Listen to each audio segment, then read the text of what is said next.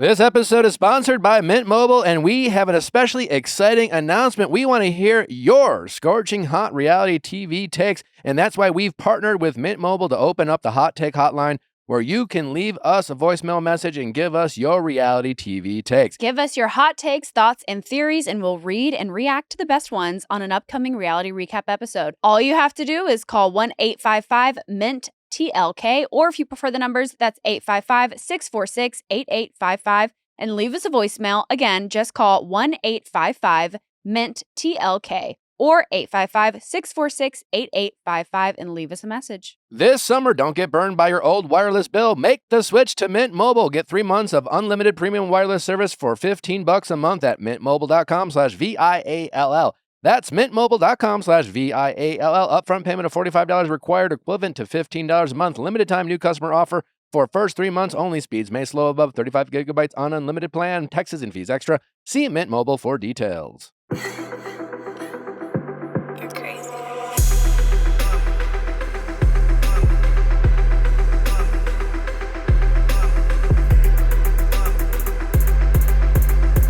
What's going on, everybody? Welcome back to another electric episode of the Viall Files Reality Recap Edition. I'm your host, Nick, joined by my wife, Natalie. She's here. Maybe I should leave. I don't know. Doesn't seem like I want it. Joined by my lovely, smart, lovely brain. Funny. Witty. Wife. You Feels said really it a little genuine. nicer. No, it feels genuine. It does.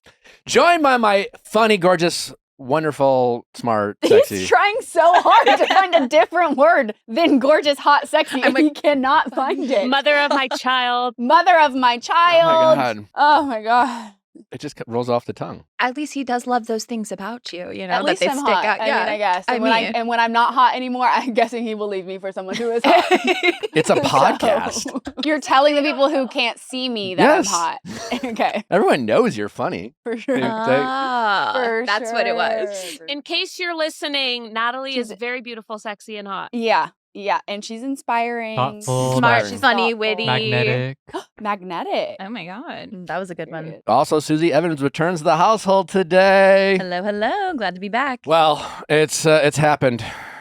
Taylor Frankie Paul is your next Bachelorette. You are welcome, Bachelor Nation. You're welcome, ABC. People, your haters are trying to say that you have an inside source, and My that's the only reason that you got it right. What do you mean? It was literally my idea 3 months ago. I gave him the idea. He is I feel like source. I he's am- the source. Yeah. I am the source. Yeah. What do you mean? I am. The call is It's more coming like from inside the house. people. ABC has an inside source. It's called Nick Viall. Literally. Yeah. Do you not see his comment? They asked Right. Nick. No, They yeah, you're literally right. are You're watching right. the They had the Viall. idea on their own, and then someone called me up just to be like, just so you know, 3 months ago, by the way. You should say this. Like, I'm pretty sure Taylor Frankie Paul was like in the midst of filming season 3 months ago, and The Bachelorette was not on Scrapped? her radar. Yeah.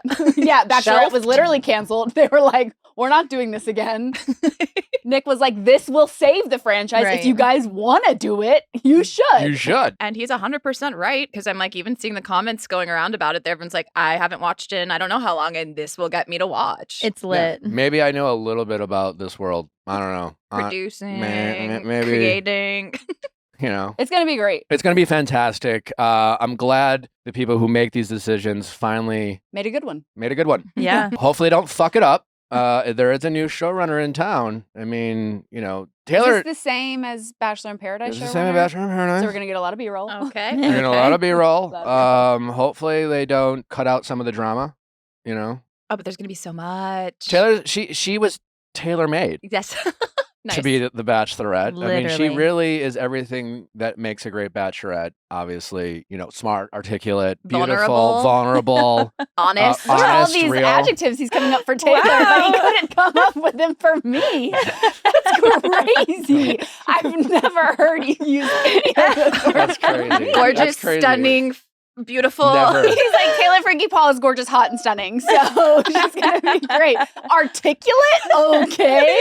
I don't want to. I'm not going to call her gorgeous, But sexy. she is. That's not my place to say. That was nuts. No, but like, you know, she's gonna, you know, we love a Bachelorette who can like stand up for herself and Yes. call out, Yes. you know, bad behavior without it acting or coming across as performative. You Mhm. know, like when Hannah Brown did it, it was amazing. And then so many other Bachelorettes following Hannah Brown have tried so hard to have their Hannah Brown moment. And Taylor Frankie Paul is going to Taylor Frankie Paul. She's like, no disrespect to Hannah Brown, one of the best Bachelorettes of all time, but I don't think Taylor is going to be thinking about how do I replicate that.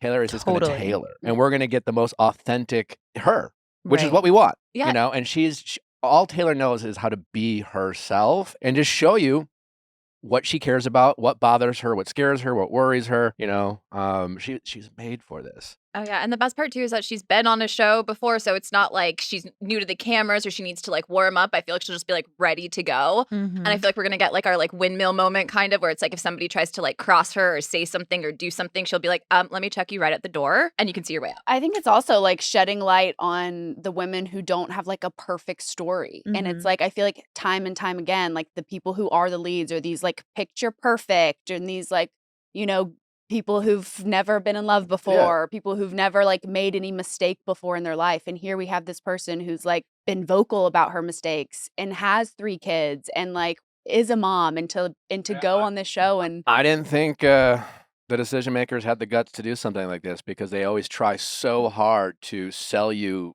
the image Right. of someone who doesn't exist. I mean, so many of their like bachelors have been like jobless, you know, or stalkers. you know, Or or have stalkers. never had a boyfriend or Um, girlfriend. Like, yeah. never had a serious relationship. And they've always tried to like sell you this idea of someone that they're not, Yeah. you know, for this idea of selling like this bullshit image. And yeah, like we know who Taylor is. She's an imperfect person who is continuing to work on herself and pick up the pieces and move forward and work through adversity. And like, that's what's exciting to watch. That's what's inspiring. We want to see the single mom who's made mistakes find love. Yes. and Totally. be happy. Like I'm tired of watching the people who like I wanted Yeah. Daisy to be the Bachelorette. I don't even know why, because there wasn't much storyline in her season. But I was like, her family owns a Hallmark like farm. Yeah. Like that would be so great to watch. Yeah. Why? I don't even watch Hallmark. Daisy was sweet and wonderful and nice. She was, Yeah, obviously, yeah. But like, Yeah. she's There's gonna and be- but usually the people who have Taylor's star power and just star power and the ability to just shine bright behind the scenes are not very humble. Mhm. And they're not easy to work with. Yeah, I'll just say that. And Taylor is all of those things. She is incredibly humble. She is incredibly easy to work with. It's Giving. yes, generous. Yeah. It's- I also think that she will give people opportunities to do the right thing, which I think is cool as well, because I think, like you said, so many people have come after Hannah Brown and tried to have this moment of like, let me put my foot down. And I even think production wants that. But I could see Taylor putting her foot down and then being like, now get your shit together. We're moving forward. Yeah. And like, yeah. I think Like we'll giving see people people the grow. second Yeah. chance. And Yeah. I like that. That's a great call. Absolutely. Do you think they're gonna do like a Jen season when they brought the ex? They're gonna bring Dakota in and be like, he's one of the men. I think for sure. I think they will try. I Yeah. don't know if he will. I think he might. I've heard some rumblings What have you that heard, Suze? I've heard that he's been trying to get on the show. I think regardless of if it was Taylor or not, but I think that there were like rumblings in the That would be community that he was Iconic. But I could you think- imagine though that he did? Gets out of the limo. No, he submitted And he for fights. casting long before Taylor was Right. announced. I And think he he was fights for her. That would. He was like supposed to be on Jen's season. He's just like still in the zeitgeist. So they were like, all right, so Dakota, sure, we'll cast him. What would be epic my is if he God. got out of the limo and that she just like was like, absolutely not, sent him home. Yeah, I don't think they will. I think they want to obviously like protect her. And I think that relationship was Mhm. so toxic that For to sure. bring him back, it's like, It would they not have a kid together. It It's like wouldn't they be need fair to to Taylor. they need to protect that relationship of co-parent and not try to like Yeah. make it messy. Yeah. And it would be too confusing as to like what show am I watching? I hope they don't. Yeah. I mean, this is really just very exciting Mhm. news. Susie, how do you? I saw a lot of people in the comments being like, "We wanted Susie." Oh, I know. I How? saw that too. I was like, little do you guys know, haven't heard a peep. So I was never in the running. Never gonna be me. It was never me. So all of you cheering me on, thank you. It literally feeds my ego. And I'm like, should have been me. Low-key, I'm like, no, I'm actually so excited. That's so. You would have been great, but I think we all agree that this is. They needed to step this was out the of move. 1000%. Bachelor Nation. I don't think that I would be cut out for it. I don't think that I would have I think I'm like too frightened by some of my experiences. And, at this and point. let's just be real here. This is a franchise that has been sinking faster than the Titanic. Yes. They need to also do this for Bachelor if they're ever going to bring that back. Well, think about think about the significance of this move. Like what was next on the lineup was the next Bachelor Right. season, Right. which would have been the 30th Bachelor season, a big milestone for the franchise. I mean, that's as shitty as the franchise been lately. Most shows don't ever get a whiff of 10 seasons, let alone 30. So Yeah. credit obviously to the franchise, but I just feel like they've been making decisions that aren't in the best interest of the show. I think they've been playing very reactive rather than proactive, listening too much to various pockets of the internet of what they think they should do without thinking about what's best for the show. What does our core audience want? What is going to be the most compelling, most exciting cast? And now they're finally being proactive. And this has a chance to reset the franchise because there were no, who could they have casted for the men? Literally no one from the season. So they would have to go completely outside. Mhm. And there was really no person, kind of a celebrity who would be willing to do that. Like Dylan Efron is in a I was gonna relationship. say. Yeah, You know, Right. He's not available. He's not available. Yeah. And he has Yeah. been for quite Rocky. some time. Danny Amendola, probably wouldn't do it. He's already rich. He's a football player. He doesn't need, I just don't know if he would have done something like that. I think someone like a Danny Amendola could have been a very interesting cast, but I just don't know. Tom Sandoval. Think Oh about it. my gosh. He's Jill- dating. Also What in a about relationship. Carl thank Radke? God. Oh my God, what are you? Who? Jesus Carl's Christ. not. Okay, I'm sorry. No. Yeah. Anyway, but now that they can pivot, they'll have Taylor. Hopefully they cast. Casting better not fuck this up. You better get some great Mhm. men. Range. First of all, for Taylor. Yeah. I mean, Some mature, ready to settle down, ready to be a stepfather, because Mhm. that is what they would be. They need to be 100% ready to take on that role as a stepfather. and I want some good single dads. Great single dads. Oh, with already some kids. Remember, Yeah. they've had some shitty single dads. Remember the single dad who did he call out? What was his fucking name? He was one of the most disgusting men Oh from my the God. franchise. Do you remember Oh, season? the one who my son is at home. That guy. Yeah, Oh, yes. Oh my goodness. Yosef. Let me try to Yosef. Yes, Who is this man? Whoa. it was before your era. Yusuf or something. Anyways. Yusuf's son's at home.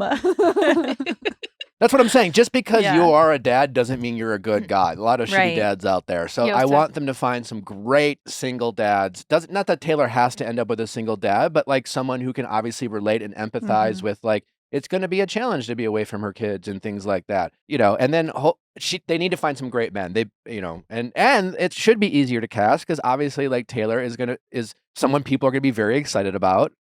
She knows how to be famous. That's important. And I think sometimes the Bachelor franchise has been so afraid to acknowledge that this is a TV show and that there is a level of celebrity that comes with it. You already see Taylor is so media savvy in the best possible way. She's going to navigate this very difficult world very gracefully. It's I such also an think amazing she's idea. not willing to change or alter herself for whatever society thinks she should be. I mean, I Yeah. feel like the stylist is going to be like, okay, so here's your gown. And she's going to be like, I don't know. I feel like wearing sweats and Crocs. Can I just do that? And they'll be like, Literally. well, it's not really wet. And she's going to be like, I'm going to do that. Yeah. And then we'll see her at the rose ceremony, in comfy cozies. Yes. It's 4 a.m., you guys. Yeah.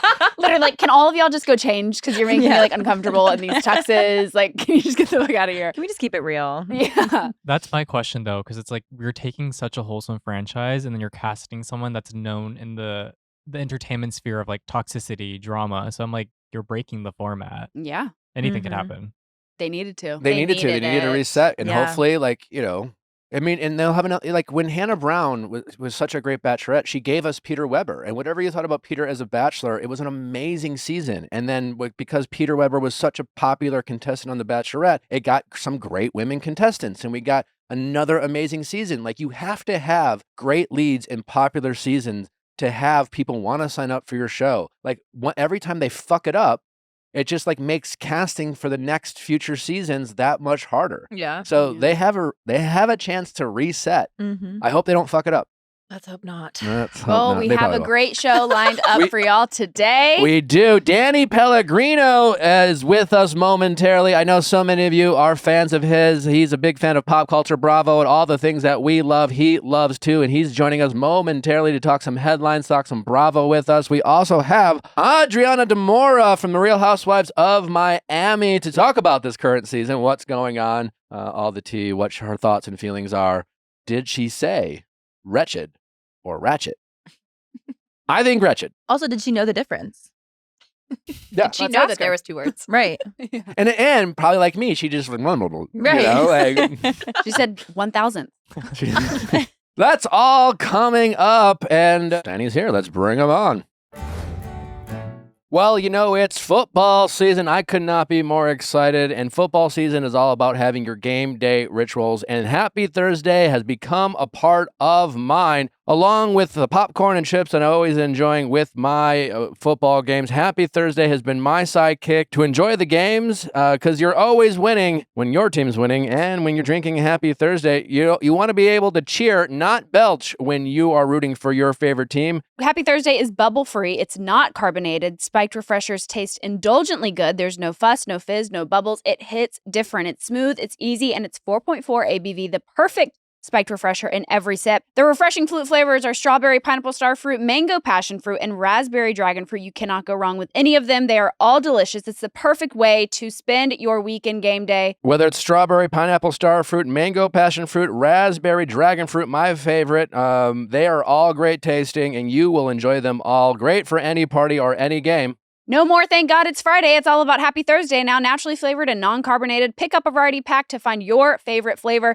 Kick off your game day with Happy Thursday Spiked Refresher. To find out more and find a Happy Thursday near you, visit drinkhappythursday.com/VIALL. That's drinkhappythursday.com/VIALL. Celebrate responsibly, non-carbonated, naturally flavored with other natural flavors. 21 and up. Contains alcohol. 2025 Molson Coors Beverage Company, Milwaukee, Wisconsin beer. We all know that working at a small business means you wear many hats, but sometimes you really need an extra pair of hands. Upwork is how good companies find great and trusted freelance talent with more than 2 decades of experience with a simple and ambitious goal to pioneer a better way of working. Companies at every stage turn to Upwork to get things done and find more flexibility in the way they staff key projects and initiatives by accessing a global marketplace filled with top talent in IT, web dev, AI, design, admin, support, marketing, and more. Posting a job on Upwork is easy with no cost to join. You can register, browse freelance profiles, get help drafting a job post, or even book a consultation. Post a job today and hire tomorrow with Upwork. Visit Upwork.com right now and post your job for free. That is Upwork.com to post your job for free and connect with top talent ready to help your business grow. That's UPWORK.com, Upwork.com. Danny, welcome to the show. Hello, thanks for having me. Great to have you. I feel like this has been a long time coming. Yeah, I mean, It is for us. We've I been don't know, begging you and begging you and begging you. I have not and received you've that been call, declining, but- declining. Right. In internal meetings for like, when are we going to have Danny Pellegrino on? I know when you guys reached out, I was like, all I could think about was like those dramatic entrances. I always see on social media, on TikTok or whatever. It's like whenever the guest sits down, it's always a Bravo celebrity has the really dramatic sit down. It's like, you guys are going to talk about all the dirt. I think you just did the one with Katie Yes. from Orange County Yes. Housewives, which Yes. of Her to course fuck was shit up, fantastic. she says. Yeah, Yes. Mhm. What did you think about that interview? I mean, I thought it was great. What's fascinating to me about the Katie situation is no matter what, I've been analyzing the Housewives on my show for years now. And what I've realized is that whenever the cast goes against one person, the audience always tends to side with that one person, no matter what. Like, I think the cast might have good reasons to not like Katie, but it never works out that way in terms of the audience reaction. Do you think it's how they go about it where they kind of lack maybe the tact, or maybe it's the editing? Because I think part of it is just almost feels kind of like a bully situation. like a bully like situation. a pile on, you know? And I also think that the cast never produces as well as a producer is going to produce on the show. And so sometimes the audience, I think, can feel that that the cast members are trying to sort of produce or cast the show themselves. And it's like, let the other people behind the scenes do that. And I think ultimately Katie might not have been back next season, or the audience might have turned on Katie more if the cast would have just let it play out how it plays out. Instead, you can kind of feel the cast trying to control the casting. Does that make sense? It's like now we all have sympathy for Katie, and now we like don't want her to go anywhere. Yeah, and now now we we're are like, mad at all okay. the other women for like ganging up on her. I feel like it's kind of similar to last season with Shannon. Tamra being like, I've never seen someone who gets a DUI and then is like has this Right. treatment. And it's like, well, it's because everyone was mean to her and we all felt bad. I think the person has to be so incredibly unlikable for the cast Yeah. if they team up against that person to kick them out. But otherwise, it's like the audience is always going to side. Yeah, it's with. almost like the fans are like, we'll decide who we Let like and us who we figure it don't out. like. Right. You don't get to tell us Yeah. who to like and not Uh-huh. like. Yeah, that's Yeah. interesting. Before we started recording, we were talking more OC. We were talking a little bit about Slade, and you had some kind of thoughts about his involvement this season. Well, I would have thought they would have leaned in a little more to the Slade. Like he's not, I think it was maybe in one confessional. There was also those text messages between him and Matt, which also like looking at the text messages between him and Matt, obviously, I mean, Matt was sort of presenting that as a smoking gun against Slade, but it's like, obviously Matt was in on it too. And like talking to him so much on all of those call logs and everything, which was like, that's kind of sketchy. But Slade in those text messages, it was blurred. And I'm like, what's going on exactly? Like, why are they blurring? I feel like there must have been I something, thought that was weird too. right? Like he's been on the show from the beginning. And if anything, I would think they have the release on him. So did he contact production and say, I don't want these text messages shown or something? I saw a old clip, I'm sure Sierra, you remember this, but of when he was with Joe and he was at a reunion and he was like, yeah, I'm not coming back next season. And he was like, well, that's because Joe isn't coming back next season. Andy caught his ass. Yeah. So like, obviously you aren't coming back. But they are Caught. still talking about the shape of his dick, which is I know, we're over Yeah. it. I don't need to Kinda- know what it's curved or not. I don't care anymore. Yeah. about Yeah, yours. I It's never like- needed to know. First, is it like is it curved or is it broken? Because like curved is one thing. Curved is like, oh, that's interesting. That's like happens. hitting a new spot. And like broken is like, I don't know. Are you okay? Is it functioning? But isn't Yeah. that weird Did that you have that's a like skiing all we've accident? Right. learned about Slade and all of this time It's off of wild. the show? And then, yeah, I mean, there's this whole thing about like Tamra preventing Slade from working, but then it's like, well, what? So was Yeah. he just not working in all of those years off the show? Like, I don't really understand what was happening. Because there was a, Like, has he never Was it had a a career of decade? his own? yeah, or like what Danny, exactly is? Do you remember when he was talking about wanting to propose to Gretchen and his mom is literally looking at him like, well, what do you do? It's like his own mother couldn't decide what he does. And she's like, I work for Gretchen. And he's worked for Gretchen this entire time. But we're like, as what? as As what? what? Doing Her what? assistant? the four part is wild. Like, imagine if I said, Natalie works for me, Yeah, yeah. Yeah.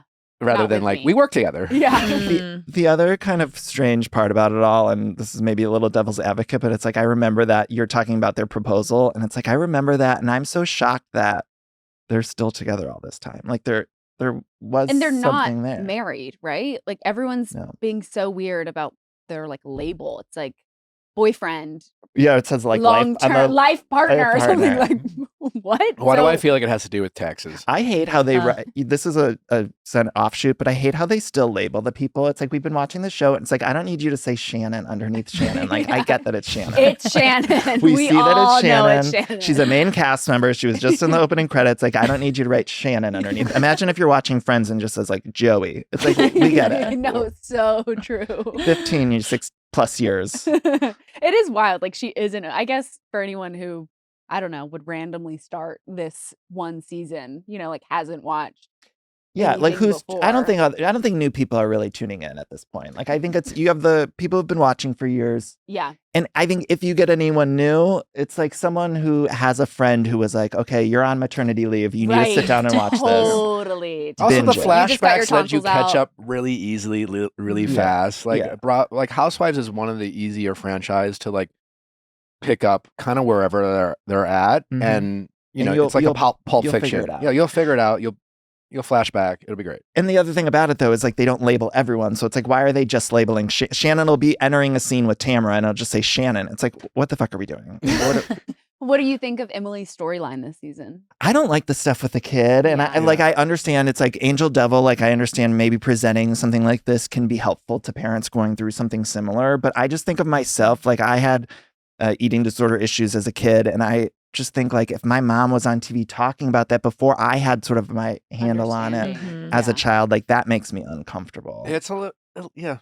And I think what they should have done, and they sort of are doing this a little bit, but like I think they should have leaned into more of like her and Shane's relationship to what's going on with the kids, while Yeah. keeping the kid thing vague. Because Right, she like- touched on it a little bit with the girls of like we've almost divorced because of this, and then I've heard stuff like about what have you the heard? tea shots or whatever. She's like, I finally want to fuck my husband, and it's like give us that and Yeah. like leave you could still the kind of details do of your all of that son. stuff without giving the details of Yeah, Luke it's and his- I completely agree. It's always and it's tough to critique, as new parents, right? Like everyone has an opinion about how people should parent and things like that. And obviously people certainly have opinions about us and what we do as parents and what we share or don't share. But yeah, it is a little uncomfortable to your point, when we're talking about like this kid's hippo. yeah. Yeah, like, I think feel are we like we're all, violating hippo? yeah, Like, we're what's all the- sitting in the doctor's office. It's like- with them, Yeah. But And also, by the way, no one seems to know exactly what's happening yet. So it's like also we're Right. doing like a guessing game. It's not even past the point of a diagnosis yet. Right. So yeah, it's and like, what is interesting too is that dynamic of, because I think every couple will struggle sometimes, is like the tough love versus kind of the nurturing. It's just like, hey, sometimes when River cries, like Natalie feels it in her bones, and sometimes I'm just like, you know what, it's gonna be okay. Like sometimes we don't need to do Yeah. that, and that is a challenge for every relationship, and her and Shane clearly are going through that, and Emily is vulnerably admitting that she maybe kind of coddles her child, and Shane's just like, hey, when you're gone, he magically seems to be okay, so maybe you're playing a role into this and things like that, and that is fascinating. right. I also wonder if there was something behind the scenes of this is what's going on in your life. You have to talk about. I'm sure there were conversations, and then if I put myself in someone like Emily's shoes, you might think, well, this is how I make a living for my family. Is it important to kind of go into this? I just don't feel comfortable. It's one of those things to me that feels a little icky. It but is I get hard. It. I mean, it kind of reminds me of like Salt Lake City with Mary and her son, and I feel like the difference there obviously is he's Well, he's an above adult. age, adult, Yeah, yeah. yeah. So it's he and her coming out and being like, we had this conversation of like, should we bring this? And he was like, I want to help other people. Yeah. The fact that they had this open conversation about doing this around cameras versus like this minor who no one even knows what's going on, and we're just Yeah. like speculating, and then you're allowing millions of people to also speculate on your son. Because I tell you, I post one thing of River and it's like, oh, this is what she has. Oh my gosh, she's not eating because Oh my she has God. this. Oh, she, It's yeah. everyone has an opinion. And so it's like to open up that door and allow people to try to help diagnose their Everyone son plays is- doctor. I know. Everyone I plays don't like doctor. the social media thing. I have a 3-month-old, and it's like so stressful to post any photo or anything because you just immediately. I mean, if you're taking a picture when the baby's just unswaddled, and people are like, "Well, the blankets." Oh in yeah, the, baby's too close. The and blanket's it's too like, close well, to their face. which I'm right above the baby. Yeah, Who took or the it'd be picture? like, I remember I took a photo of River. I was getting her out of the car seat, so the top one was unbuckled, and I took a photo of her and then posted it for maybe 5 seconds and Yeah. got like, you're seriously driving around I with her know. unbuckled. I'm like, are you fucking stupid? Like, you really Yeah, think I'm just people- like, Oh oh, my this one's gosh. not meant to be buckled. Yeah. This one's for decor. It's time to take a photo. And in Like general, carrying a backpack with one strap instead of two. and in general, no one wants like the parent, even in person. It's like most of the time you'll ask if you want advice about like, Totally. hey, is there a diaper you like, or is there Mhm. formula you're into, or something. But no one really wants unsolicited parenting advice. And so when it's coming from strangers, or I've had people, reach out with like medical advice, it's like, I'll talk to my pediatrician about that. It's like, I don't Totally. even know this person who's Yeah. reaching out to me with medical advice. Like, why would I take it from you? Like, let me figure it Yeah. out with my circle. That was the same thing while I was pregnant. It was always like, if I said, oh my God, I've got headaches, it'd be like, Yeah. oh my God, you have. And now that we're going through this, like trying to get pregnant again, there's a lot of, you need to get checked for this, you need to get checked for that. And I'm like, guys, I am working with Yeah. doctors, people who like do know what they're talking about. And I'm Specialist, trusting Steven. them. And kind of You going know? back to like the Emily situation, sometimes with the situation, you want to share your life to maybe connect with other people who are going through something similar. But then the flip side is you have to deal with that opinions, and you're like, oh, fuck. Well, Salt Lake City is coming I love Salt Lake up City. soon. Me What is it? Next too. week is out? 2 weeks? September 15th. September 15th. It exciting. premieres on my dad's birthday. How about It's all that? right. They did Happy it for him. birthday. What are you most excited about and looking forward to this season? All of it. I love Salt Lake City. I think they're the best at. They have an argument, conflict resolution. So it's like one episode you might have conflict between Lisa and Meredith. The next episode they're together and they're feuding with Heather, and then Heather. So they go Yeah. really quick. What I like most about Salt Lake City versus something like Beverly Hills is that they have 100 storylines going on at once. It's not just Beverly Hills. We'll focus on one thing. And The 4 whole episodes. seasons, and you're like, okay, see enough forever. does that. But see, the fascinating thing about it is in talking about all of these shows, I hear from a lot of people who watch, and so many more people, I think, tend to watch Beverly Hills because it's like laundry television. You can fold your laundry while you're watching Totally. it because they focus on one storyline. Yeah, throughout you're the not whole like, season. wait, what did she just say? Wait, go Yeah. back. Yeah, you're You just can like, miss doing whatever. 2 seasons, whereas Salt Lake to me is for the fans. Like that is like you have to sit and pay attention. That's so true. You Well, have that's why I like Salt Lake City so much better. And I just Yeah. realized now why. Because sometimes I'll like be watching Beverly Hills. I'm like, didn't we have this did episode I watch, already? Is there another new episode? Or am I Yeah. watching the same episode as last week? Yeah. It feels very repetitive that way. How is Monica? Honestly, fabulous. Yeah. And Monica's great. when we had Monica on, you know, like she came in right after it all went down. And we talked. I remember one of those dramatic entrances. Oh, yeah. Yeah. And we talked. I was team Heather, team. Yeah. I mean, because as Everyone someone who's involved. been on reality TV, who has, you know, gotten a ton of criticism by the internet, I feel a certain way about anonymous blogs and anonymous accounts who, whether they think they are or not, are very much bullies to people on TV. They don't treat us like human beings. They spread rumors and gossip as if it's like, and just with no consideration. When that all came out, I was triggered. I was just like, this is so fucked. Like, so we had Monica on, and she knew all the shit we talked. But listen, I didn't agree with what she did. She didn't change my mind that she was wrong, the role she played and being a part of that account. But I also just like still like could see. I don't think it came from a place of evilness. And you know, for all the people who are fans who have like these anonymous accounts, again, I think a lot of them just don't realize how it is affecting people, because I think sometimes as a fan, you just kind of like almost objectify. Right. It's like they're not seeing this, or they're not internalizing it the way I am. So yeah, and then as we got to know Monica at first, I was kind of, can I trust this person? Not trust this person? But she's honestly been pretty consistent with just being a really nice, pleasant person who was very gracious to come on. And she was like, not, you know, I don't know. She seemed fine. That's what makes a great housewife, though, is when the audience is speculating, do I like this person? Do I not like this person? Where it's every week you're kind of going on that roller coaster. Yeah. And Bravo sort of edits the shows that way. But I think they work best when you're week to week, the audience is saying, do I like that person? Do I believe her or her? Or do I side with them or that person? But I am such a fan of Heather. I've told her as much. And I'm waiting for Heather to not try so hard to be friends with the Lisas and the Jen Shaws of it all. And it always just feels like Heather, I don't know, was it Angie, and talking Angie about K. going to high school with Heather, and how she talked about like Heather always wanting to be part of like the it group, and that like made so much sense the way she moves with the rest of the women, because she always You're seems, saying you can feel it. yeah, she just seems to be like, Lisa plays a very good Regina George in a way, right? Or she's like kind of popular. She knows all the people. She's in all the scenes. And it seems like Heather always wants to be surrounded by those people. Before it was Jen Shaw. I feel like Heather has all this potential to be like the leader, but she doesn't like have the confidence in herself to be the leader. And I hope someday she just decides, this is my season. She might, that cast just goes on such a roller coaster. It's like, I mean, don't know. Angie last season. Yeah, was, like, Angie. the it girl. Yeah, and even when Angie first joined, I think all of us were like, "Oh, who's Angie?" Like, she seems a little thirsty or whatever. And then her next season back, everybody was like, "I love this Obsessed. woman. I want to watch her every second." Yeah.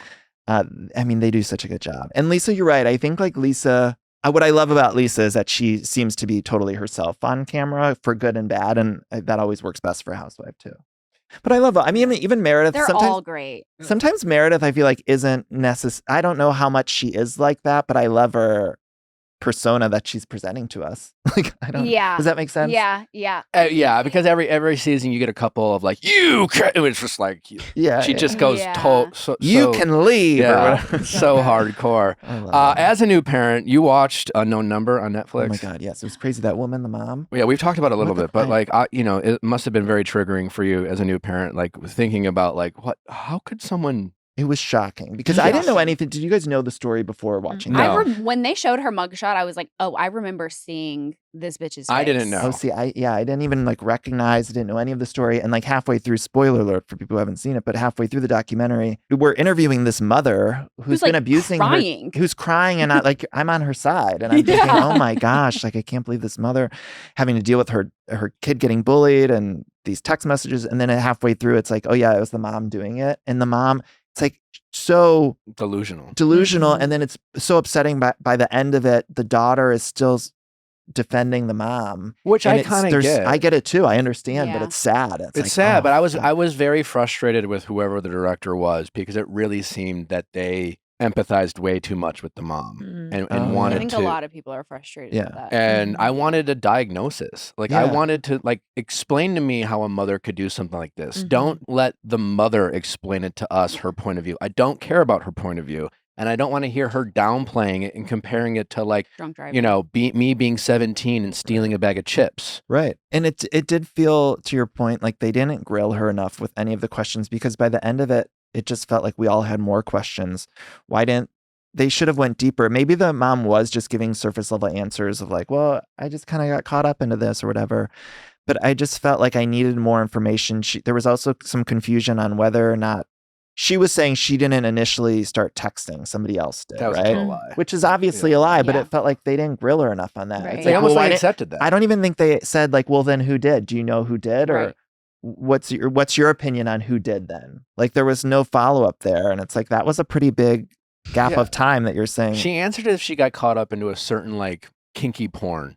You know, Right. it's like she watched some kind of like swinger porn and then like kind of just went down to it and got obsessed with and just got obsessed with watching a bunch of orgy porn or whatever. She's like, I don't know, it just like started. It just happened, you know. It It just wasn't happened. first, it just happened. But then also like I had questions for the dad too. Like he found out and then he was mad about it, but then it ended. And I don't know, I just wanted more information about like how their relationship was after he found out. And it just, I mean, they're probably working on some sort of follow up to it, or maybe there's going to be a part 2 or something, I would imagine. But yeah, it just felt like there was too much left on the table there. But it was really fascinating and also just so dark sided that a mother could do this. Anyone could do this. It was weird.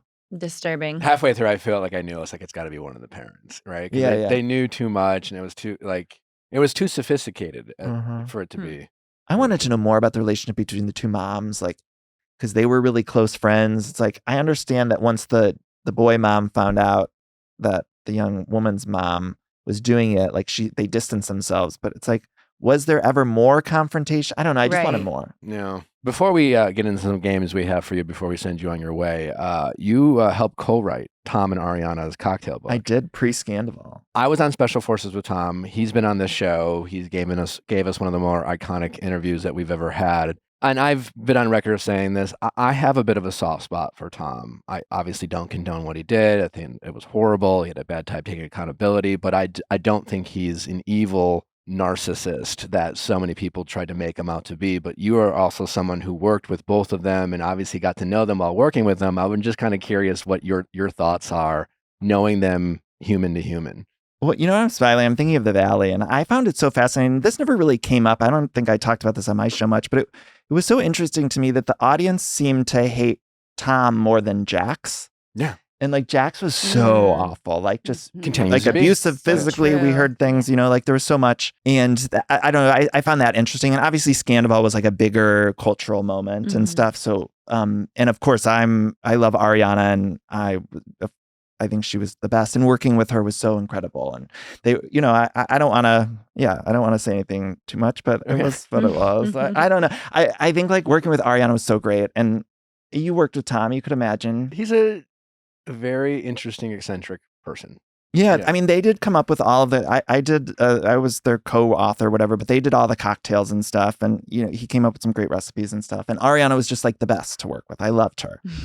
I loved working with Ariana. Okay. Love that you love working And with she's her. gorgeous. Beautiful. And She so- is and she's- gorgeous. No, and she's also like, I never thought, I said this even before working with them and stuff and getting to know them, I learned, I never felt like they gave Ariana the right edit. I never felt like her personality came across on the show. And then it was fascinating to me, like once Scandival happened, it seemed then they tried to all of a sudden lean into like, oh, Ariana's great. And I was like, she's always been great, but like you guys have always just presented her as sort of this like downer person. And I never felt that was right. And I would always say that on my show. I'm like, that's the Ariana in real life is so much more vibrant, funny, and now the world is sort of seeing that. Bravo but, loves their toxic men. but it's like, yeah, that's what I hate the most is like Tom always got this kind of well-rounded edit before Scandival. Yeah. And even a little bit after Scandival. Do you have as much empathy for Brittany as, say, Ariana, or do you feel like Brittany is kind of culpable in her life that she's chosen for herself? I have a lot of empathy for Brittany because I think with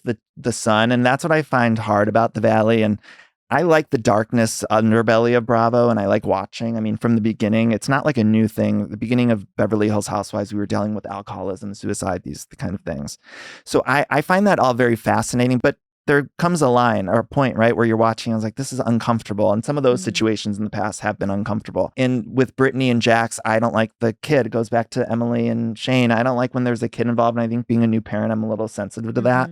But it's like knowing Cruz is involved. All of it makes me a little uncomfortable and very empathetic to Brittany because she's saying these things. And she at the reunion, she was saying Jax pushed her in a bush or something, right? And everybody on the cast said we knew about that, but they didn't even follow up on that. And then it starts to feel like we're protecting Jax, and throughout the season, I felt like that too. Going back to your point about protecting a lot of these toxic men, it's like they had Jax doing Watch What Happens Live, playing games. Crazy.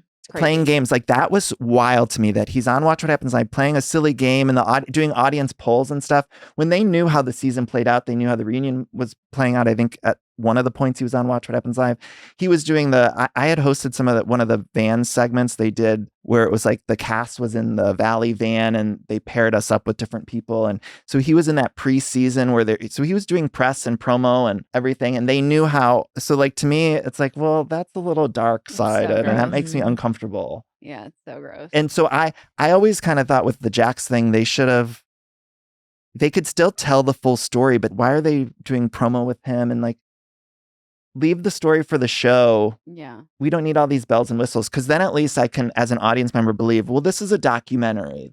We're seeing these people's lives. But then when it becomes this like showboat thing, I'm like, oh. Yeah, well said. All right, well, we do have a game or games.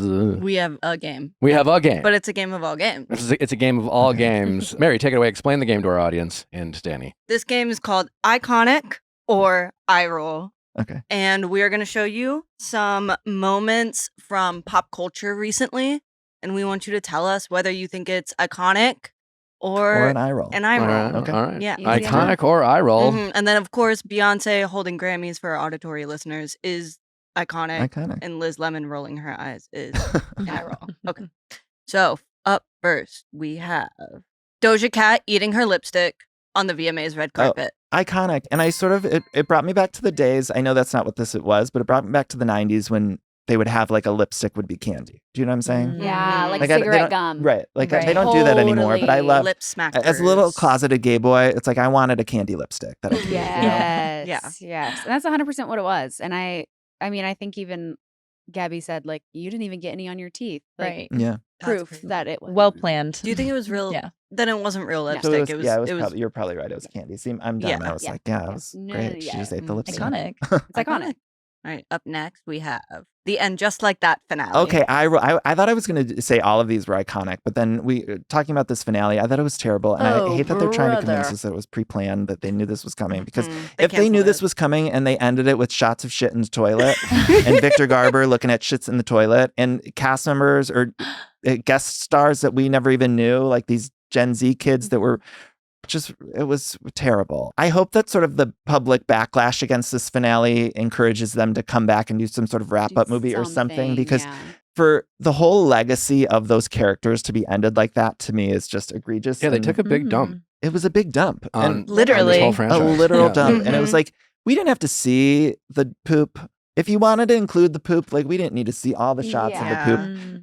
But it was weird. I don't understand the mechanics behind the scenes of, like, did HBO approve all of this? Like, did they just say, did they see the finale and go, okay, that's it. Honestly, they could have just had Big die and then her get back together with Aiden and then end it. But then we all hate, and then they ruined Aiden. Like, I was always Team Aiden back in the day. And I was like, oh, we ruined Aiden. I kind of feel like and I hate to be dramatic, but I feel like they ruined all of the characters. Like, almost every one of the characters they ruined. And Charlotte, Harry, like, everything about, what was her vertigo situation? I could go on and on. It's Miranda Hobbs. You're going to tell me one of the most successful lawyers, the one that had their head on straight, is the one that's like an alcoholic mess. It's like, I don't know who I am anymore. Come on. And then we didn't even get a scene between the three gals in the finale. It was like, we're spending time with these Gen Z people who were written just like, like, I don't know. But what about Rosie O'Donnell? I did love Rosie. Yeah, to me, that was the high. I mean, I'm a huge Rosie O'Donnell fan, and that was the high point. To me, that was the perfect level of cringe, where it was like that was purposely funny cringe, and it worked. Her singing "Wicked" in the alleyway to Miranda, like that was that could have crossed the line, but to me, it went right up to it where it was like perfect. But it was I think one of the few moments of the whole season that I was like, this is good, and tonally it was all over the place. I don't know. We tried the first season. I was like, I can't. No, you're smart. Once Che Diaz I will leaves, miss it's it. uninteresting. I know, and to me, I like the first couple of seasons because of the Che Diaz of it all. I think it was worse in the first 2 seasons, but in that way, it made it more fun. Yes. This most recent season, they course corrected a little bit, but so it was still bad, but it wasn't fun. It wasn't as fun bad. It was like, oh, this is just like boring. Well, the good news is you can still go back and watch old episodes of Sex in the City, and like Anna just cleanses your palate. I know, It makes because you feel those good. original episodes you can watch a million times, and I would tell anyone there have been some contrarian takes that have come out after and just like that of people saying, actually, it was good. You know, New York Times did something, and it was like, I would encourage any of those contrarian takes to watch an episode of And Just Like That more than once, because I was recapping it on my show, and there was a couple that I had to watch twice because I was taking notes or whatever, and I dare anyone to watch an episode. It gets worse. It is painful to watch. They're 50-minute episodes. When it comes out, you have the nostalgia of the original franchise, and you're just like, all right, we're coming back, baby. Yeah, you see the know? characters, and you're like, oh, maybe this isn't that bad. So I dare anyone who says that And Just Like That wasn't that bad to watch an episode more than once. Okay, so we got an Dare eye roll. you. On that one. I roll on that Eye one. roll on that All right, one. up next we have Sabrina Carpenter writing the lyrics, "Tears Run Down My Thighs." Iconic. I like that Sabrina is like doing the old pop star playbook and like giving us some things to talk about, because no one else is. She's being a little controversial. It's not like super controversial, but it's like, I'm enjoying it. She She's a said, talented girl. I love it. come over. You can first, second, third floor. You can come in the back door. She said, You need a pop star. Yeah. If you have parents like mine were when I was a kid, who were just, very like God and things like that, to like kind of suggest that your favorite pop star like might, just be like the worst influence for you, but they're really honestly totally fine. Like you need a little bit of that.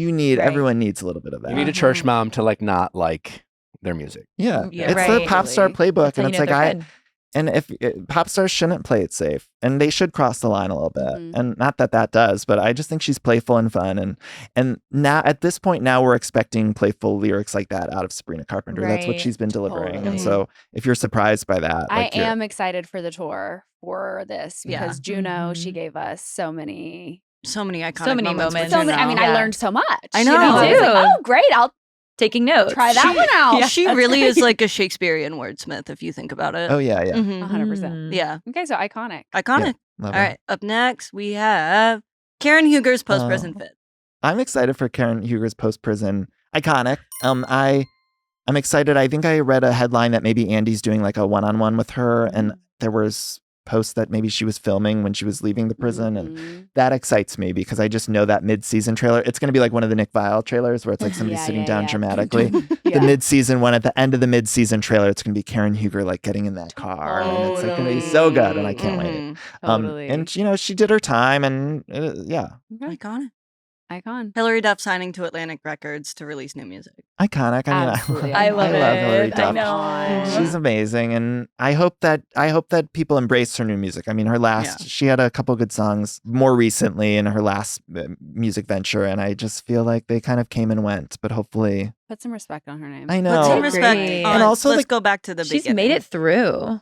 And also, like, go back to the drawing board with the Lizzie McGuire reboot, because they tried to do that, and they were trying to do like an older version of it, and Disney, I guess, pulled the plug because it was a little too older. She was version. gonna have sex, and they got really scared. Yeah, and it's like, let Lizzie fuck. Like, let Lizzie fuck. We got Hulu for that. If you don't want to put it on Disney Plus, put it on Hulu. And let us watch. I mean, we don't need to see everything, but like, let Lizzie fuck. Let Lizzie allude fuck. to it if you must.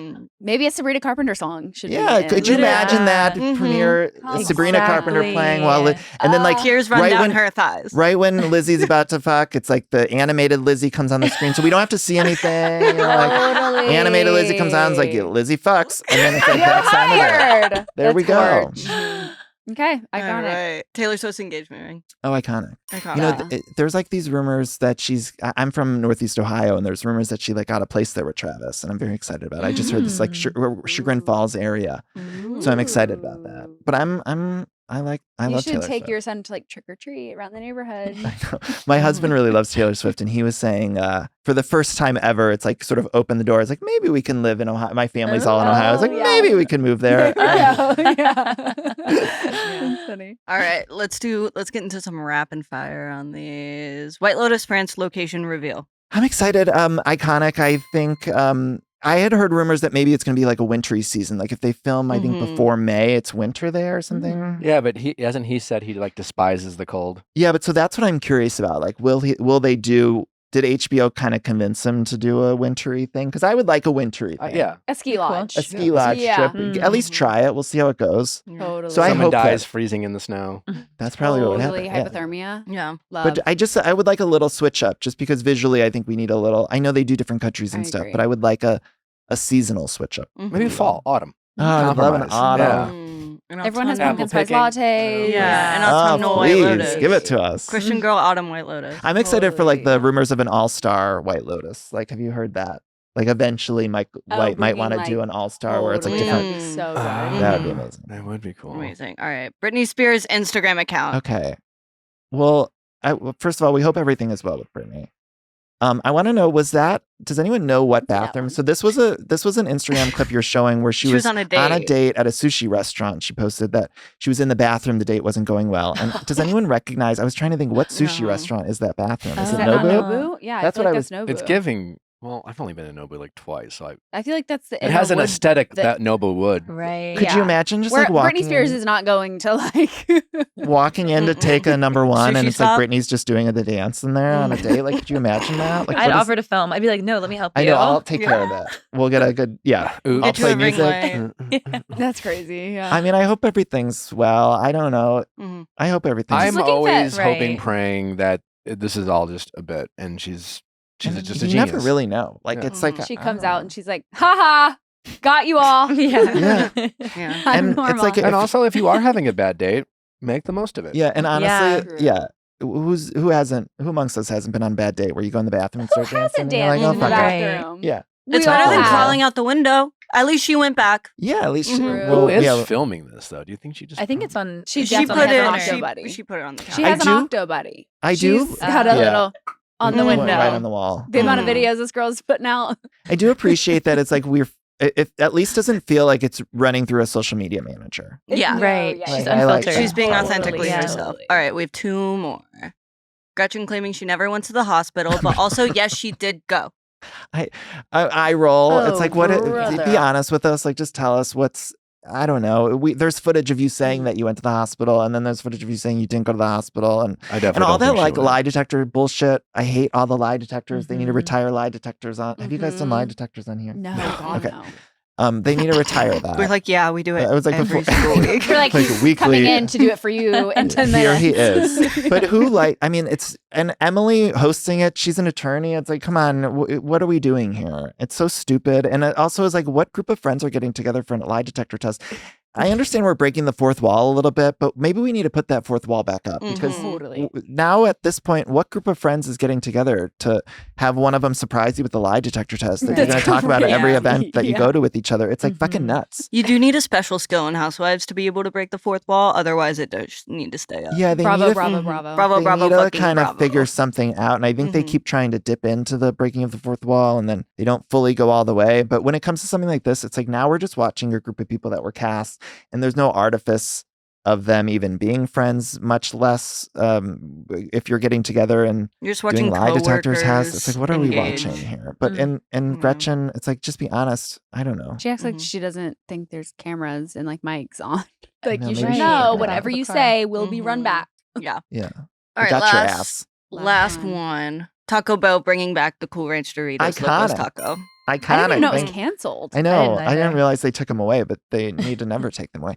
Yeah, You it's know, part I- of a Y2K like thing they're doing, which is insane to me. But I appreciate that all of these fast food restaurants, they're doing like these drops now, like Mhm. fashion places always have done. And So it's like we're getting all these new, they'll come out with a drink one week, they'll come out with the Y2K menu or something, and that's fun. Or even like collabing with reality stars. You know, we have Taylor Frankie Paul's like drink with Taco Bell. You know, it was good too. Was it So good? It was a frozen Baja Blast with like heavy coffee cream. creamer. Where would you Oh, most want to do a smart. collab? Like, where would you want to do like a, and what would it be? If you had to do a Taco Bell or like a Mine's McDonald's. Chick-fil-A, and it's making them like not No. homophobic. No, It's yeah, okay. making Oh, them not good. homophobic. Okay, yeah. That's the partnership. So I'm Yeah, like, yeah. listen, Let's work together. I know. It's crazy. Natalie We just want ended chicken, too. homophobia. And we're open on Sundays! The way Danny goes, oh, roller coaster ride. Yeah, no, I agree with you. Because I used to love their chicken. Right? Too. I know. Hey, if you make them ally. I know. But what about you, Nick? Would there be, Nick hates fast food. or if It's you so had, annoying. you don't like any fast food? Like if you had to put together McDonald's, you know how they do those collabs where it's like that's their. It would be meal. Culver's. I'm a Wisconsin kid. Oh, okay. Mm. What would What is the it? order be? They're Butterburger. Okay. But what I don't collab. I don't know. Like I don't know. Like I think in the McDonald's ones you have to put together a meal, so it's like a Yeah, double you take one cheeseburger, thing, like a Ooh. McChicken and a McFlurry. Well, my Yeah. McDonald's order was always a Big Mac with 6-piece chicken nuggets and fries. That'd be the Nick Mile. Mhm. Okay, so you put the chicken nuggets on the Big Mac. It's called the Going Deeper. There you go. Going Wait, that's actually good. So good. Mhm. What would Mhm. yours be? Probably double cheeseburger, no mustard or onion. I hate how they cut up their onions Oh, so so small because I little. don't like them and Yeah. you can't get them off. So true. And then a 4-piece chicken nugget, a toy. That The- pickle the always Happy looks Meal really toy. sad too.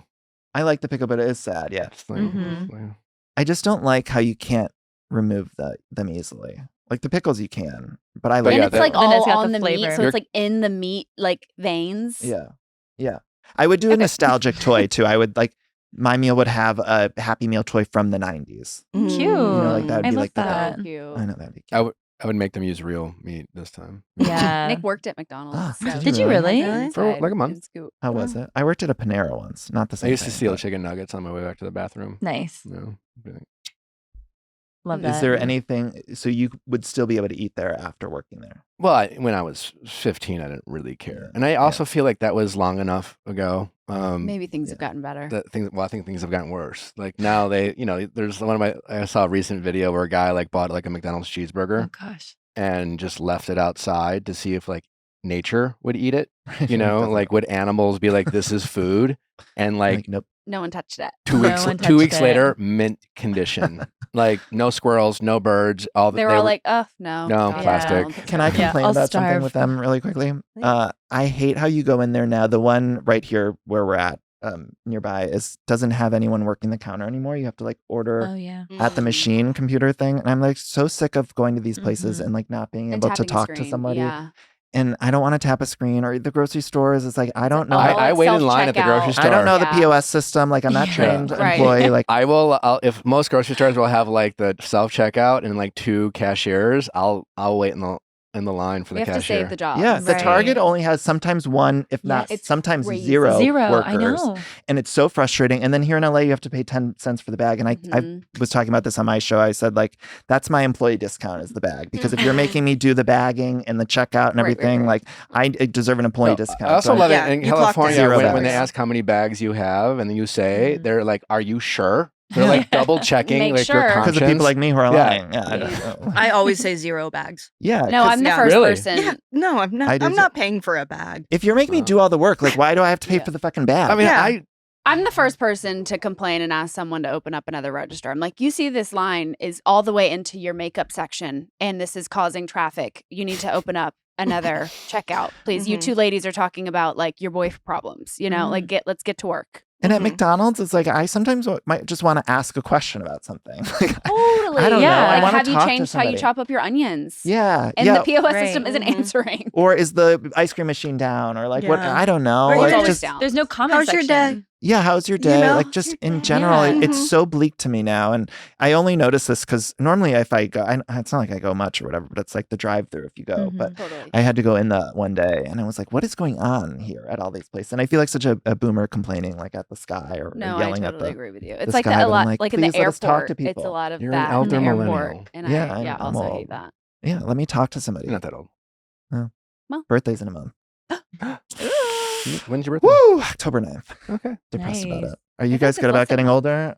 Are you guys good about it? I'm working on I'm it. Nick pretty doesn't good. like to talk I about just ignore it. Yeah. Okay. I look young. I feel young. I'm a young dad. Right. That's all that really matters. We don't celebrate the number anymore.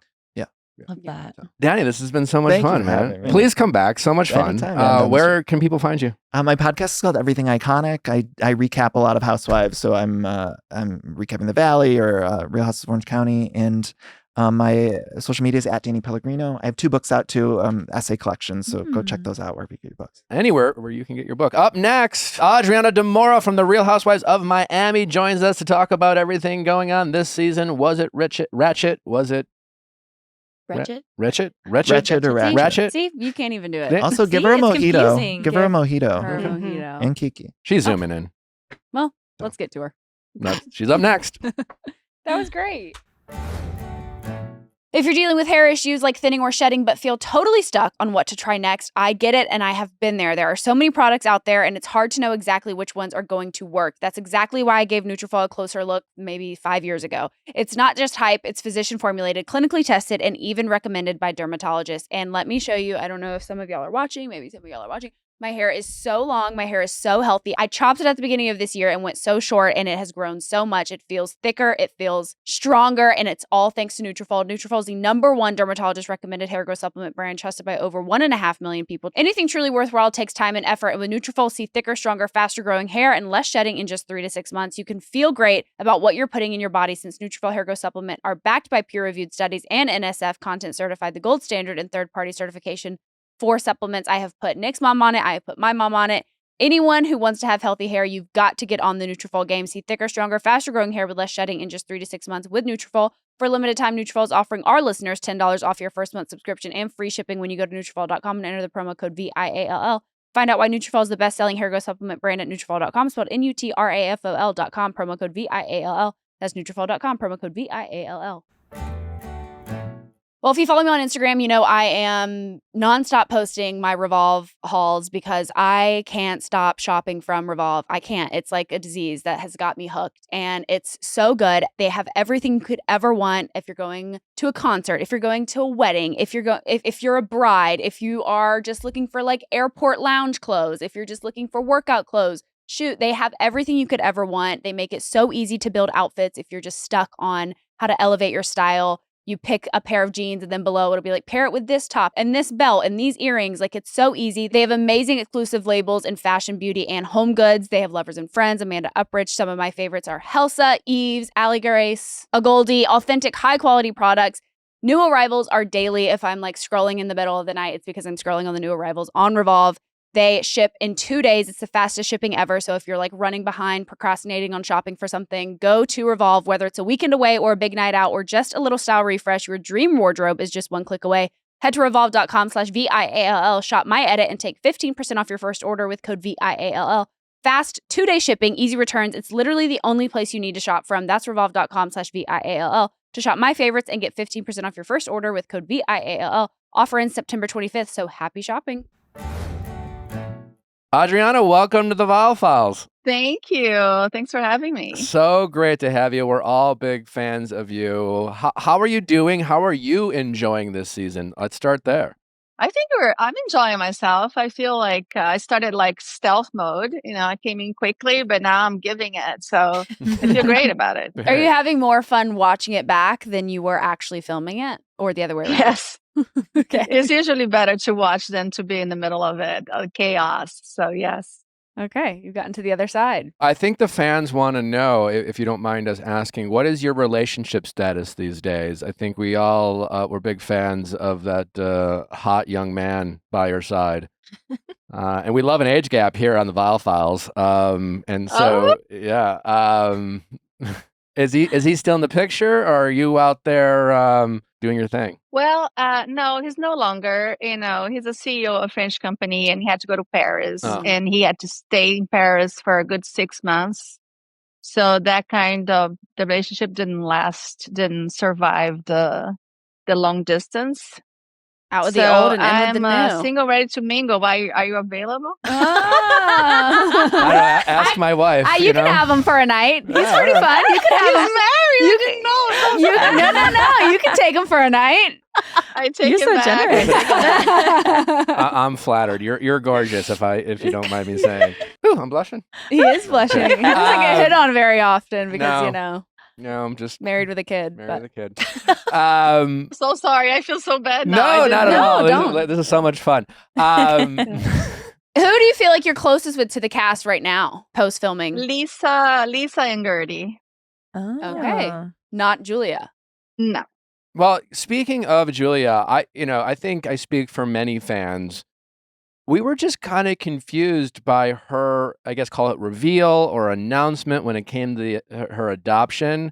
Obviously, beautiful thing that she was able to do that. We're all very happy for her and her family. But it really just seemed like very odd how she went about kind of like telling everyone and then revealing it to the audience. Obviously, you guys it seemed like close friends. Did it seem as odd or as awkward to you how she decided to go about telling everyone about this big decision in her life? Yes, it did, especially because I was with her through the process, right? I twice signed her home studies, vouching for her and Martina. So when you're that involved and all of a sudden, you're just, I don't know anything about it. I don't know the development of it. And then we have this communication through some of the producers saying, we're going to have, an announcement that's going to be on camera. Everybody needs to log in to the Zoom call at this time. I'm like, okay. And something Julia has to say. So then I am in Montana because I was at a wedding in Montana. So I texted her. I was like, are you okay? Is everything okay? Because then I'm concerned. And she goes, oh, yeah, don't worry. You're going to hear this with everybody else. It's just better you hear about this on camera. So I'm thinking, well, I don't know what to think of it. And just felt so manipulative and just so, calculated the way that news, supposed to be given. She could have said, you helped me throughout this process. Guess what? I did it. Now we're going to tell everybody else. It was a letdown, It was a letdown for me. And I felt it was quite awkward. Yeah. And did you guys ever have a conversation about you being the godmother at any point? We haven't. But, I assumed that if I'm good enough to vouch for her in order for her to get the children, that shouldn't be too far from, Right. of an ask, and if she asked me, I raised a boy and that happens to be an outstanding citizen, a very responsible young man. So I feel like the biggest testament to your person, it's how your children do and how, responsible they are. So I felt like that wouldn't be a question when it came to that, but I guess not in her mind. What would it take for you guys to mend this relationship? I don't know. I feel like probably some time and then also, some real deep conversations in which you don't have outer influence of her newfound friends that are now, I feel like taking her to a space that she shouldn't be in, people that are just telling her what she wants to hear instead of telling her, how things really are. Do you feel like the other women have pushed a wedge between you and Julia? Like, where's your friendship at today? Right now, we really don't have a friendship. Do you feel like her feud with Gertie was orchestrated? I have my suspicions. I feel like, sorry, my dog wants to come into the picture. Hi, dog. Aww, the baby. He's like in my lap, like asking me for Cute. So I feel like, yes, there were some influence. I feel like that was a conversation that was had. That was something that was, literally orchestrated. There's also someone that is the master manipulator that works in the shadows and never shows hands. And she's very cunning in that sense that she'll use people a little less bright that can't see through to then deliver, her. Who would you say that would be? Yeah. If you had a guess. Who's a little dimmer? I would guess Marisol. Oh, wow. Okay. Is that why you hate her so much? I don't hate Marisol. I just Pity her? I'm mostly disappointed and hurt by her. Okay. I don't hate her. I feel like in the last episode, Stephanie, maybe it was the teaser, but Stephanie was kind of saying that she's starting to suspect that Marisol is behind a lot of like the tension between her and Alexia.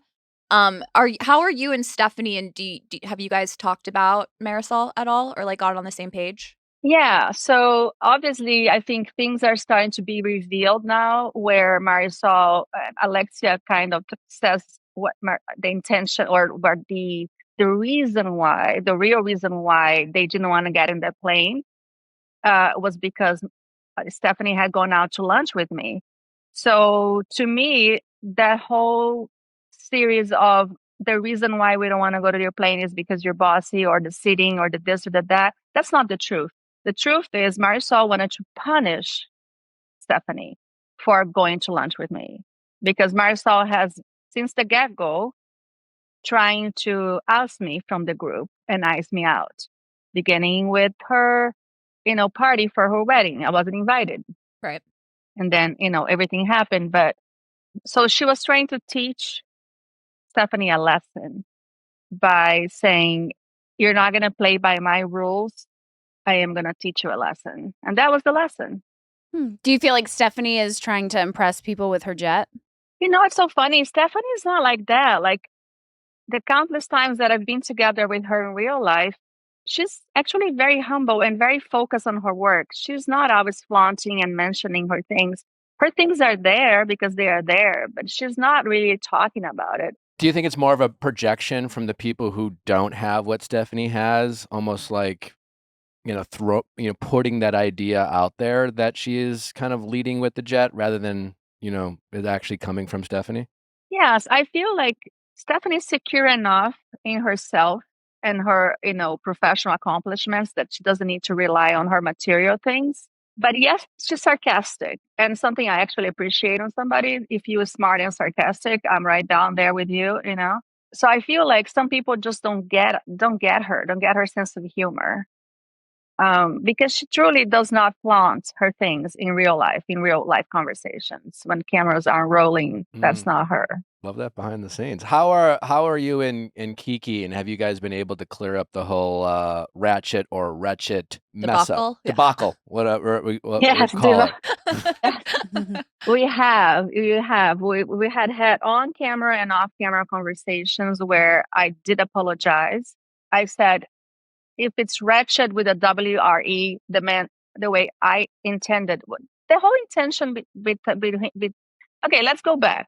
The backstory, if you guys are interested, I can give you just a little bit on the backstage of the whole thing, right? So we're in Spain, we're going to the Alcazar, and we're having a great time. I am giving the girls some history lesson on art history and architecture, and everybody seems entertained and happy except Kiki. So she's not being herself, she's being unhappy, but she wouldn't say why. Later on, when we get out of the vans to go to the dinner, the first person that comes out of two separate vans, Kiki is in one van with some of the girls, and I was in the other van with some other girls. And then the first person that comes out of Kiki's van is Julia, and she runs to me and says, oh, Kiki was trying to pick a fight with me inside the van, saying that why didn't I check on her all day? Because she wasn't happy that the other girls went on through their daily activities without inviting Kiki or checking on her. So she was in her feelings about that. And I said, okay, fine. We go on to sit with this long rectangular table, and Julia and I sit across from each other in one end. And then people, proceeded to sit themselves just as they arrive. And then so Kiki's on the other end, and then there's Alexia next to her. So after everybody's seated, Kiki started, Alexia, why you have your back turned to me? Julia, why you're sitting on the other end so far away from me? Then Marisol goes, Kiki, stop your theatrics. Because Kiki was just going around the table trying to pick a fight with somebody because she was unhappy. And then finally, when she got to me and I was in the middle of this conversation, that's when I said, why you're so wretched? Meaning, why you're so miserable? We're in this beautiful place, in this beautiful restaurant. It's the Last Supper, in Spain. can we just enjoy this moment and leave a tender moment alone? That was the sentiment. Mm-hmm. Of course, that escalated. But the truth is, I regret saying that word because it has a double connotation, which I definitely not intended. And if it's retro with an R or the slang derived version of R, the colloquial term, they're both pejorative. So I shouldn't have used the word. And I regret saying the word, and I apologize to Kiki. And, I'll again formally say, I regret using the word. No taking, lesson learned. I'll not use the word again. Well, thanks for I clearing love that up. I that. feel like it Yeah. makes a lot of sense to us. So, and I'm glad that it seems like you and Kiki are in a good place. So, and I think that's what matters most. So, Yes, Kiki and I are in a good place. She has apologized and I have apologized, and we're all okay. Now, interestingly, going back to people manipulating and cunning and fabricating things and continue to push stories that don't belong to them, is at the finale, you're going to see a big development of this story on someone that would not let the bone go and continues to push this. When the things have been squashed already, So that's what's interesting. Then you're going to have a big moment where you're going to see how some people actually work and how their best work comes out of the shadows into the light. Ooh. Does that involve the Kiki blocking Gertie of it all? No, that has nothing to do with that. There's More. Yeah, what is there's more. What, There's more. What does it rhyme with? Yeah. Julia, Misa. We'll get there eventually. Yeah, you know what? We appreciate you giving us that much. Do you think Lisa was overreacting by not unfollowing? Well, that was more of a sense of Lisa doesn't like to be told what to do. And she didn't realize that maybe it was not the best move not to unfollow, but until we had a conversation again at the Alcazar, and when she asked me for my opinion, and because Lisa and I have a long history, like since season 2, and when I explained to her my side, how I felt it and how I see it, that she was more of a detriment to her to not unfollow than to unfollow, then she understood and she said, you know what, that's it. She just didn't want it to be told, to be bossed around by Larsa. That was the point that she was trying to make. What is your opinion on Jody? I like Jody. You do?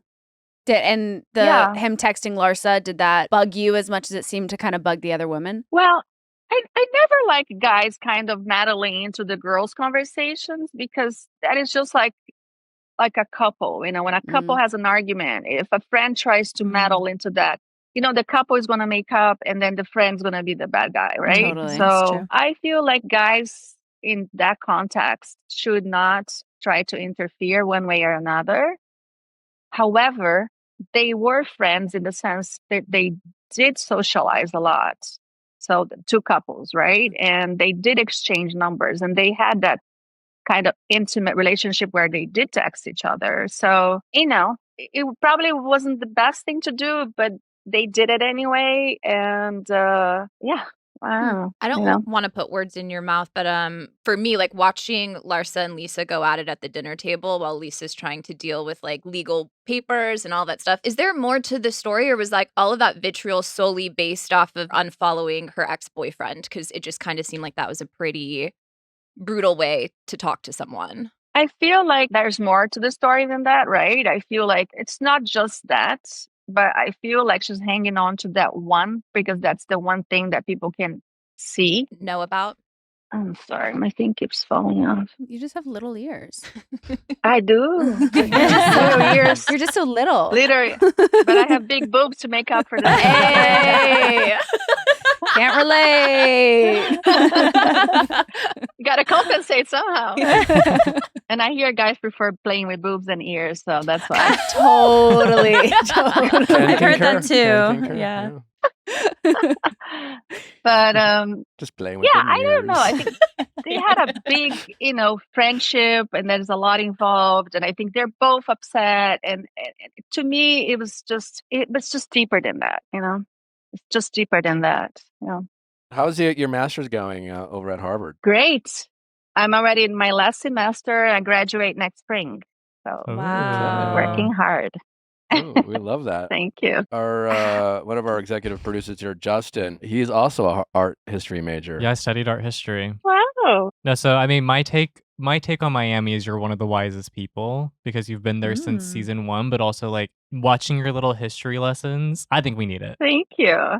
Little culture doesn't hurt anyone, right? That's No. right. It's not. How did you feel about, was it Marisol saying that she also had a Harvard sweatshirt Yeah, from the airport. from the airport?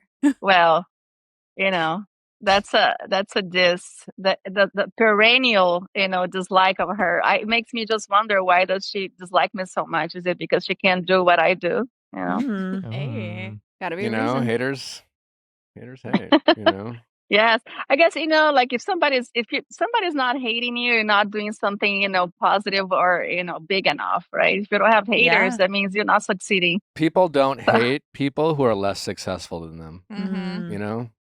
How do Exactly. how do you like being a friend of? Do you miss being an original housewife, or do you think the friend of is kind of a better gig? There's pros and cons, to either.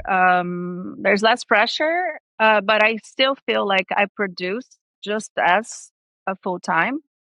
So I don't feel like my impact on the show is lesser. So, yeah, it's fine. Outside of you speak 1, 2, 3, 4, 5 different languages, is that correct? Yes. Outside of the language that you learned growing up with, what's the most fun language to speak? Italian. Mm. Yeah, I love Italian because I was born and raised in Brazil. So Portuguese is my native language. Then I learned English because in my school we had English. Then later I learned Spanish, and then French, and then Italian. When I studied and lived abroad in Italy studying art, but I had already, my that side of the family came from Venice. So I already had Italian in my family. So to me, like the language that I feel closer to after Portuguese is Italian because it's close to home. Beautiful. How do you feel like the vibe of the Real Housewives of Miami has changed over the years? I feel like we have somewhat evolved with times where I feel like the younger generation, like you guys, are impacting the way shows are now being done. I think we were a lot more cutthroat before. And now we have to be kinder and nicer.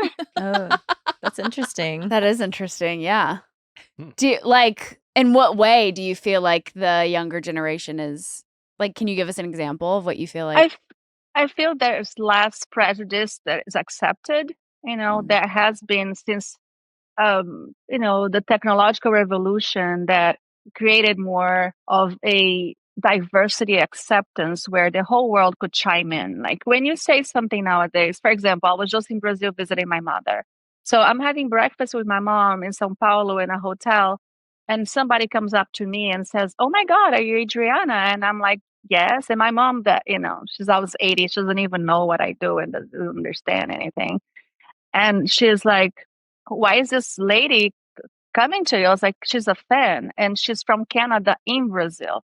So, and she's of a younger generation as well. So I feel like the globalization, the diversification of the fan base, several movements that occurred in the past decade, for example, like, the Me movements and other things, did affect and still affects the way we should relate to each other and respect each other, and are less, acceptable of things that in the past people would just think it's okay, So smart. Love it. Any more questions for our girl? I want to know what's coming up. Like what's left of the rest of the season. Well, there's some big bombs that are gonna explode.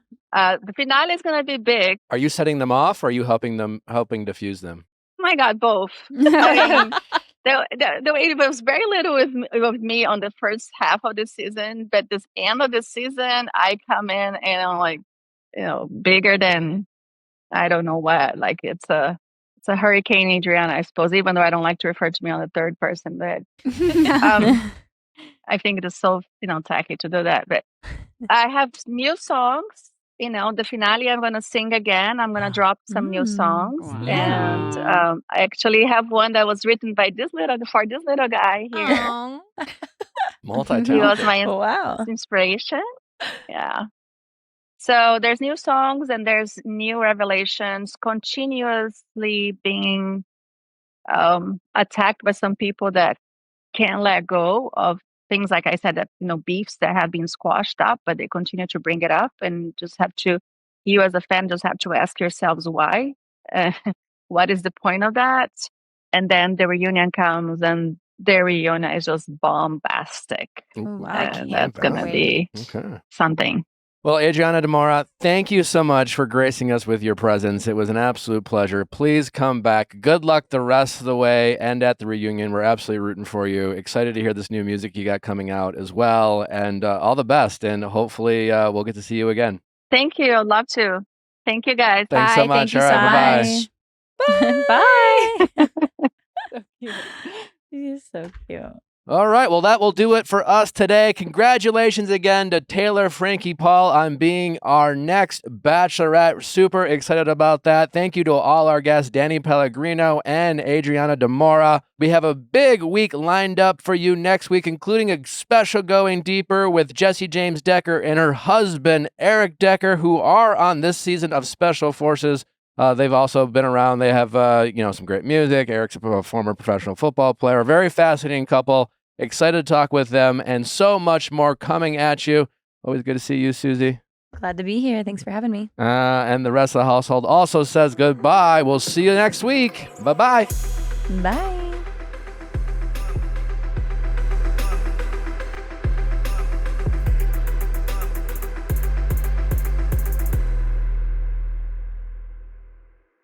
Hey guys, if you loved what you listened to, make sure you hit that subscribe button below. Thanks for listening. We'll see you next time.